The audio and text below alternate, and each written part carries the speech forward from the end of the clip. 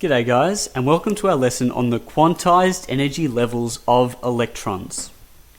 Basically, this lesson gives you a taste of the quantum mechanics that if you go on to study physics in university, very quickly takes up a large part of the course. And what it basically says to us is that electrons cannot exist around a nucleus, that is in an atom, at any energy they like.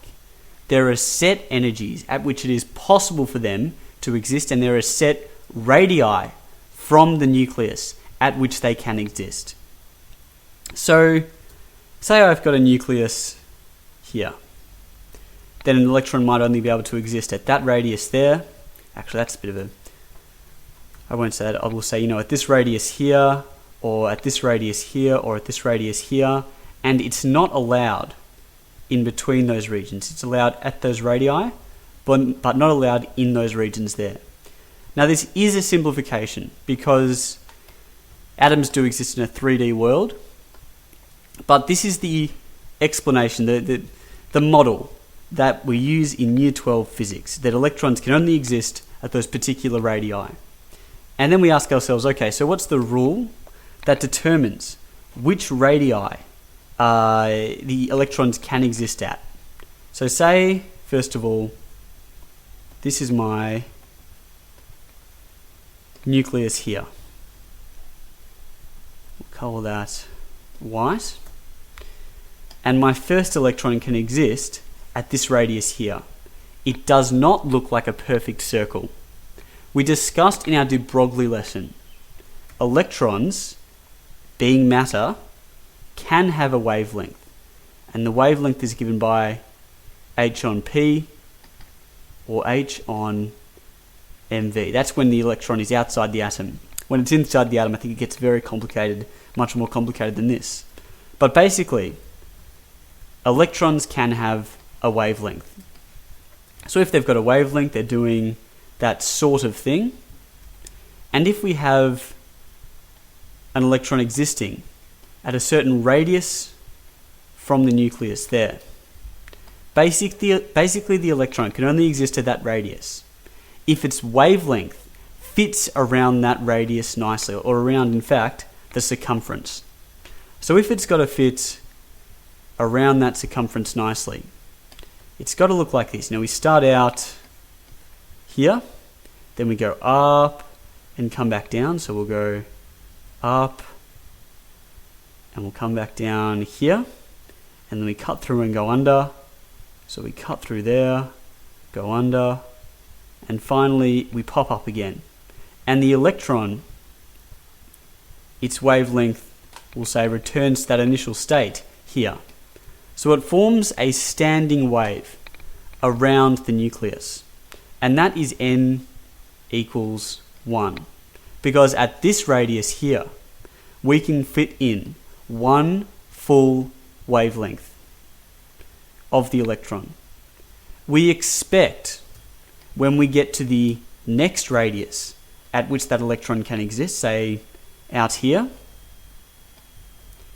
that we might be able to fit in, well, we will be able to fit in 2 wavelengths and not one. So if we're fitting in 2 wavelengths, we have 2 wavelengths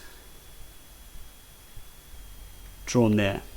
Actually, I'll read that. 2 wavelengths, 2 full wavelengths. That's one there,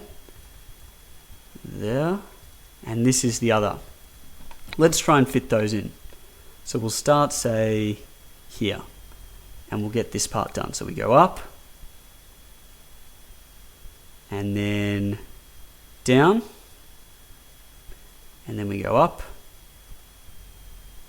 and then down. I think I can draw that a little better. Up, down, up, down, up. So this part here corresponds to that part, this part to this part, that to that, and that to that there. So it looks different. This is n equals 2 up here. That's n equals 1 in there, and that's n equals 2.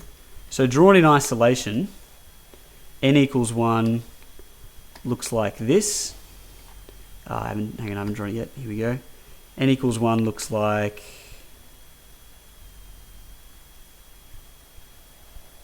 that, and N equals 2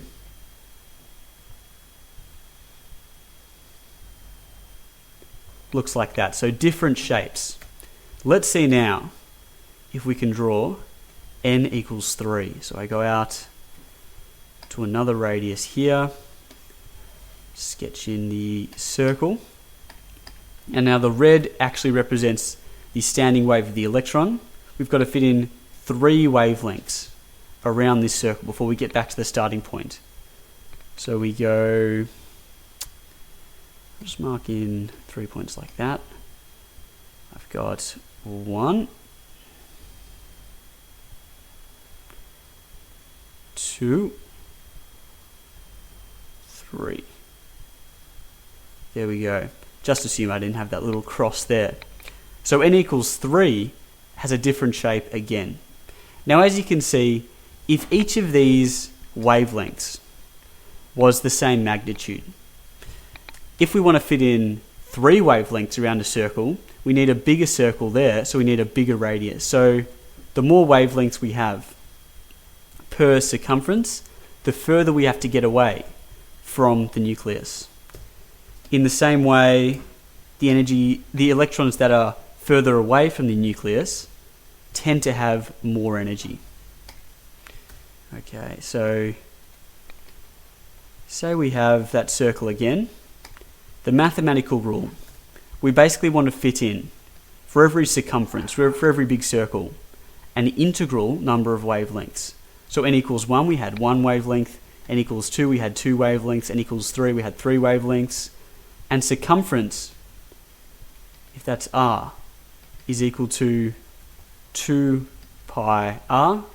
So 2 pi r is equal to n wavelengths is the really basic mathematical equation for this little model here. The main point of it is to show you that the electron can only exist where those standing waves are formed, and it can only exist at certain energy levels, which advises this diagram here, which is a lot more representative of reality. So I have energy on my vertical axis, here, energy, the energy of the electron. And we start out 0 at the top. That's a little strange, but if we start up with a 0 here, we'd climb up to 13.6, but instead we're going to have 0 up the top and a lower energy down the bottom. I said when electrons move further away, they tend to get higher energy, so we'll have a lower energy down the bottom, negative 13.6 electron volts. And we'll say this is N equals 1. So when N is equal to 1, and we have that first circle and the 1 wavelength going through it, the electron has an energy of negative 13.6 electron volts. Then if I were to draw in N equals 2, that's when we have those 2 wavelengths in there. So it looks like this. The energy of that electron is negative 3.4, so still higher than negative 13.6, but we're representing it still with a negative number. And then N equals 3, I have negative 1.51, and then N equals 4, I have negative 0.85. And then see how these lines are getting closer together? We have lines that start to bunch up really tightly here. So N climbs and climbs and climbs, and then N equals infinity will be that final line there. So N gets very big very quickly along this little region here. So what does this mean? Well, first of all, it shows us the electron cannot exist at, say, negative 10 electron volts energy. That's not allowed. So we have discrete energy levels for the electron. Furthermore, we saw from the photoelectric effect that when light is incident upon an electron, it can cause it to gain energy. If light is incident upon an electron, and the electron is usually sitting in this bottom energy level, and that light is, we'll say, 5 electron volts worth of energy. It's a photon with 5 electron volts. That is not enough energy for that electron to climb up to this energy level. That electron will, well, it won't do that. It actually won't absorb that light at all. But look at the difference in energy between n equals 2 and n equals 1. This distance here is equal to 10.2 electron volts. That's negative 3.4, take away negative 13.6. So if I shone a photon of energy 10.2 electron volts upon that electron, it would jump up to the n equals 2 energy level, and I would see the absorption of that photon. Furthermore, if that energy here wanted to jump up to the n equals 3 energy level, it needs 12.09 electron volts. That's negative 1.51, take away negative 13.6. So a photon of energy 12.09 electron volts would also cause that electron to jump. And if I wanted the electron to jump to n equals 4, I would have to shine a photon of energy 12.75 electron volts on it to make it jump that distance. And then if I shine just a little bit more than 12.75, I might get lucky. I might get a little energy level there the electron could jump to. If I shine a photon of energy 13.6 electron volts, that electron is going to leave the atom. It's going to have so much energy, it'll leave the area of the nucleus, and it'll have some kinetic energy going off. If I give it only 13.6, well, kinetic energy will be 0 there. But if I give it, say, 14 electron volts, it will move up like an object you're throwing into the air. It'll move up to this 0 level. And I said 14 electron volts, it'll have 0.4 electron volts worth of kinetic energy at the end there. So that's a bit like the photoelectric effect. The work function here would be 13.6 electron volts. That's the energy the electron takes just to leave this atom here. I should mention also I got these energy levels because these are the energy levels of a hydrogen atom, which is 1 proton and 1 electron. Does a hydrogen atom have a neutron in it? No, I don't think so. No, because it's got an atomic mass of 1. So 1 proton, 1 electron. When you have multiple electrons, it does get a little bit more complicated. So we've talked about absorption. If I were to shine a whole range of photons at this thing, say in a spectrum, all the way from red to blue, I would expect only little dark lines here. Or say, if I shone it through, I'd expect all my colours to come back except these lines where the photons were absorbed. So that is absorption. Let's talk about emission. Say the electron was at the n equals 3 energy level and it dropped back down. So n equals 3 and then it drops. What are the photons you would expect to be emitted here? Well, if it went from n equals 3 to n equals 1, you would expect a 12.09. So 12.09 electron volt photon to shoot off, to be emitted. But if it dropped down first of all to n equals 2, so this is 3 to 1, this is 3 to 2, you would expect a photon to be emitted that is equal to the energy difference between these two energy levels. That's negative 1.51, take away negative 3.4. And I have that as 1.89 electron volts. So I expect 1.89 electron volts to be emitted. And then if that electron had dropped down from n equals 3 to n equals 2, I would see another photon be ejected from this second drop here, so 2 to 1. And that photon would have energy level 10.2 electron volts. 10.2 electron volts. So that's something to think about. If I shine a photon of energy 12.09 electron volts onto this metal, it should strike that electron there and move the electron up to n equals 3.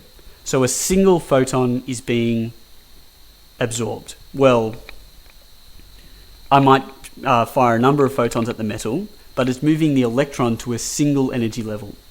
But on the way down, I can get that photon back, or I could get 2 lower energy photons back there.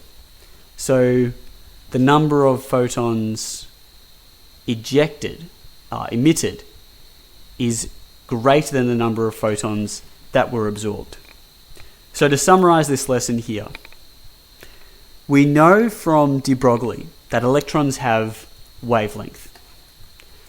Since they have wavelength, they can form standing waves, and they form those standing waves around the nucleus. They can only form those standing waves at certain energy levels, so quantized energy levels. Those energy levels can be depicted graphically like this, or by this diagram here. And when the electron jumps between those energy levels, jumping up takes the absorption of a photon, and jumping down emits a photon. You can tell how much energy those photons had because it'll be equal to the energy difference between the energy levels.